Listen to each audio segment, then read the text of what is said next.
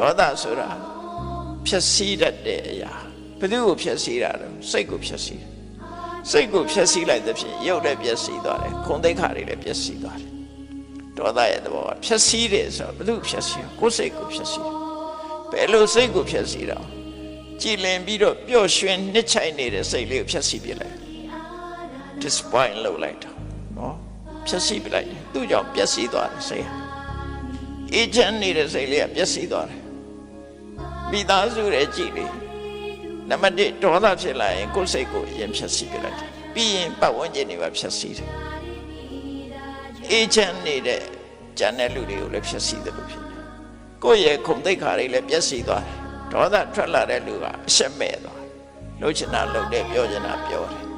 ရှက်မရှိတော့အဲ့တော့ကိုယ့်ရဲ့ခုံသိက္ခာကိုလည်းဖြည့်ဆည်းတယ်အဲ့ဒါကြောင့်ဒေါသရဲ့အဓိပ္ပာယ်ကဖြည့်ဆည်းခြင်းဆိုတဲ့အဓိပ္ပာယ်ရတယ်ဖြည့်ဆည်းတတ်တဲ့တရားလို့ဆိုလို့တယ်ဘာတွေကိုဖြည့်ဆည်းတာတော့နံပါတ်1ကကိုယ်စိတ်ရဲ့ကြည်လင်အေးမြနေတဲ့စိတ်ဓာတ်ကိုငြိမ်းချမ်းနေတဲ့စိတ်ဓာတ်လေးကိုဖြည့်ဆည်းတယ်ကိုယ့်ရဲ့ကြည်ပြောရှုပြောရှိတဲ့ရုပ်အသွင်ကိုလည်းဖြည့်ဆည်းပြတယ်ဒေါသပြလိုက်မြတ်ကြောတင်သွားပြီလေစိတ်ကိုလည်းဖြည့်ဆည်းတယ်ရုပ်ကိုလည်းဖြည့်ဆည်းမိမြလို့ပဲသူကခုဆက်တယ်ကျန်တဲ့ကိုယ်ပတ်ဝန်းကျင်လူတွေလည်းစိတ်တင်းသွားအောင်လုပ်တယ်ညနေကြောတင်းသွားအောင်လုပ်တယ်စိတ်မချမ်းသာအောင်လုပ်တယ်ဖြည့်ဆည်းတာအကုန်လုံးဖြည့်ဆည်းတာဒေါသဒီထက်ကိုဒေါသကိုမထိန်နိုင်အိမ်မိရှို့တာတို့ပကံပေါက်ခွဲတာတို့အဲ့ဒါပြည့်နေအိမ်ရှိတာတွေရိုက်ခွဲတယ်ဖြည့်ဆည်းပြစ်တယ်မှန်တကားတွေပြက်တယ်အဲ့ဒါဒေါသဖြည့်ဆည်းတာဒါတွေကတော့မကြားခြင်းအဆုံးမမြင်ခြင်းအဆုံးလောကကြီးမှာရှိတယ်ဖြည့်ဆည်းနေတာဒေါသနဲ့ဖြည့်ဆည်းတာဟုတ်လားဒါကြောင့်ဒေါသဆိုတာဖြည့်ဆည်းတတ်တယ်ဒါကြောင့်သူ့ရဲ့အမှတ်သားလက္ခဏာနဲ့ပြောတော့ပါပြောသောစန္ဒိကလက္ခဏာသူကကြမ်းတမ်းတဲ့သဘောရှိတယ်ရှင်ကျေးမှုတွေပျက်စီးသွားပြီးတော့ရိုင်းဆိုင်လာတယ်ကြမ်းတမ်းလာတယ်ဘာနဲ့ဥမာတူတော့ဆိုပဟတတိဝိသောဝိယပဟတတိဝိသောဝိယအာတိဝိသဆိုတာမွေဟောက်ကိုတုံးနဲ့မရိုက်လိုက်နဲ့ရှုစုဖြစ်လာနော်အဲတုံးနဲ့ရိုက်ခံလိုက်ရတဲ့မွေဟောက်ဒီခေါင်းထောင်လာတယ်ဒေါသတရှုရှုဖြစ်လာတယ်အဲ့ဒီမွေဟောက်လိုပဲတဲ့ဒေါသစီတရှုရှုတိုင်းတိုင်းဖြစ်လာတတ်တယ်ဝိသပနရတောအစိတ်လိုပဲသူကပြန့်နှံ့သွားတဲ့သဘောရှိတယ်ဝိသနိပါတောဝိယကိုယ့်ရဲ့ခန္ဓာကိုယ်ထဲမှာအစိတ်သိရောက်လို့ရှိရင်အဲ့ဒီအစိတ်ကတက်လာတာပဲသူရှိသမျှအကုန်လုံးစိတ်တွေကပြန့်နှံ့သွားတယ်ဒေါသကလည်းပဲအစိတ်ပဲတဲ့အစိတ်လိုပဲပြန့်သွားတယ်ဟုတ်တယ်ဒေါသဖြစ်တော့ကတော့အသာပဲနောက်တစ်ကိုယ်လုံးတုံလုံးဆက်ဆက်ဖြစ်လာတယ်အဲ့ဒါပဲသူကလည်းတစ်ကိုယ်လုံးပြန့်သွားတယ်ဆို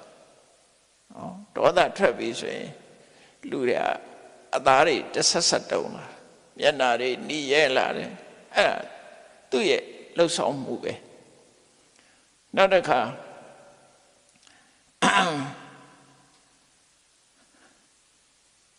အတ္တနောနေတယတေဟနရတောဝါတဲ့နောက်တတိကသူရဲ့ဆောင်ရွက်မှုကသူ့ရဲ့ဖြစ်ရဌာနကိုဖြည့်ဆည်းပြစ်တယ်ကိုယ့်ရင်ထဲမှာဖြစ်ရင်ကိုယ်ပဲဖြည့်ဆည်းတာနော်ဖြစ်ရဌာနကိုပျက်စီးအောင်လုပ်ပြတယ်။ဘာနဲ့တူတုံးဆိုရင်တောမီလိုပဲတောမီသည်လောင်လို့ရှိရင်တောထဲမှာဖြစ်တဲ့မီးသည်တောကိုဖျက်ဆီးတာပဲ။ကိုယ်ရင်ထဲမှာဖြစ်တဲ့ဒေါသသည်ကိုယ်စိတ်ဓာတ်ကိုဖျက်ဆီးတာပဲ။တောမီနဲ့အလားတန်တူတယ်တဲ့။ဒုသနပစ္စုပ္ပဋ္ဌာနောသူကအခွင့်သာလာလို့ရှိရင်ဖျက်ဆီးပြစ်မဲ့ပုံရိပ်ပဲ။ဒေါသဖြစ်လာတဲ့လူကအကောင့်တစ်ခုမှမထားဘူးအကုန်ဖြစ်မယ်အကုန်ဖြည့်ဆည်းပြစ်တယ်တစ်ခုမှမထားဘူးဒေါသကိုအကြောင်းပြုရင်ရှိရင်အကုန်လုံးနော်တချို့ဆိုလို့ရှိရင်စိတ်ဆိုးတာနဲ့အိမ်ရှိတဲ့ပစ္စည်းတွေအကုန်တာအဲ့လိုမျိုးတော့ရှိတယ်နော်မန်နေရိုက်ခွဲတယ်ပကံနေပေါက်ခွဲတယ်အကုန်လုံးဖြည့်ဆည်းပြစ်တာအဲ့ဒီပုံရိပ်ဘာနဲ့ဥပမာတူတော့ဆိုလတ္တောကာသောဝိယတပတ်တော်အခွင့်ရလာတဲ့ရှမ်းသူဟာဖြည့်ဆည်းသလိုပဲရှမ်းသူနဲ့လာသရန်တူတယ်တဲ့ အာဂတဝတ္ထုပဋ္ဌာနောဒေါသဖြစ်ခြင်းရဲ့အကြောင်းကတော့အဓိကတော့အတွေးပဲလူတွေရဲ့မကျေနပ်တဲ့အတွေးကိုအာဂတဝတ္ထုလို့ခေါ်တယ်မကျေနပ်တဲ့အတွေးနော်အဲ့ဒါဟာဒေါသဖြစ်ဖို့ကြောင့်အဲ့တော့အာဂတဝတ္ထုက9မျိုးရှိတယ်9မျိုးကမှတ်လို့လွယ်ပါတယ်မကျေနပ်တဲ့အတွေးဆိုတာဘာလို့လူတယောက်ပေါ်မှာဒေါသဖြစ်ဖြစ်ဒီကောင်ငါ့ကိုဘယ်တော့မှဆဲတယ်နော်ငါရဲ့ကျိုးစီးပွားကိုဘယ်တော့မှဖျက်အောင်လုပ်တယ်အရင်ကလည်းဖျက်ခဲ့တယ်အခုလည်းငါကျိုးစီးပွားဖျက်အောင်လုပ်နေတယ်နောက်လည်းလုပ်အောင်မှာပဲ3ခုနော်ငါရဲ့အကျိုးစီးပွားကိုအရင်ကလည်းဖျက်ခဲ့တယ်အခုလည်းဖျက်နေတော့မယ်နောက်လည်းဖျက်အောင်မှာပဲဒါ3ခုငါခင်မင်းတဲ့ပုဂ္ဂိုလ်ငါမိတ်ဆွေတွေရဲ့အကျိုးစီးပွားကိုအရင်ကလည်းဖျက်ခဲ့တယ်အခုလည်းဖြစ်တယ်နောက်လည်းဖျက်အောင်မှာပဲ3ခုငါနဲ့မတည့်တဲ့ပုဂ္ဂိုလ်တော့အားမြောက်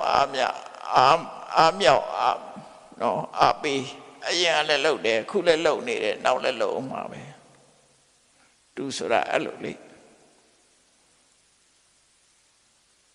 အဲ့လိုတွေးတဲ့အတွေး9မျိုးနော်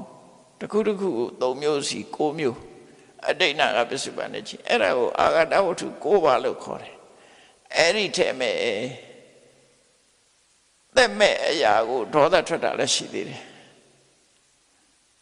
နော်လေတိုင်းလို့ရှင်လဲလေတိုက်ရမလားလေကိုဒေါသထွက်တယ်နေပူတာမကြိုက်တဲ့လူကနေရပူတယ်ဆိုရင်နေကိုစိတ်ဆိုးတဲ့လူရှိတယ်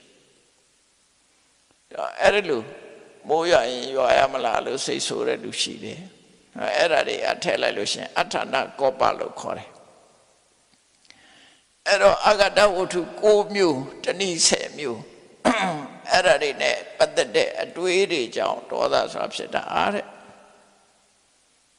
အဲ့တော့ဒေါသနဲ့ပတ်သက်ပြီးတော့လေသူ့ရဲ့အမှတ်သားသူ့ရဲ့ဆောင်ရွက်မှုကိစ္စသူ့ရဲ့ပုံရိပ်သူ့ရဲ့ဖြစ်ပေါ်လာခြင်းအကြောင်းတရားအဲ့ဒီရှုထောင့်လေးကိုကြည့်လိုက်လို့ရှင်ဒေါသဆိုတာလည်းပဲလောကမှာရှားတွေ့နိုင်တဲ့တကယ်အစစ်အမှန်ဖြစ်လို့ absolute truth နော်အပြောတတ်တတ်မဟုတ်ဘူးတကယ်လောကဆိုတာရှိတယ်လူတိုင်းမှာရှိတယ် absolute truth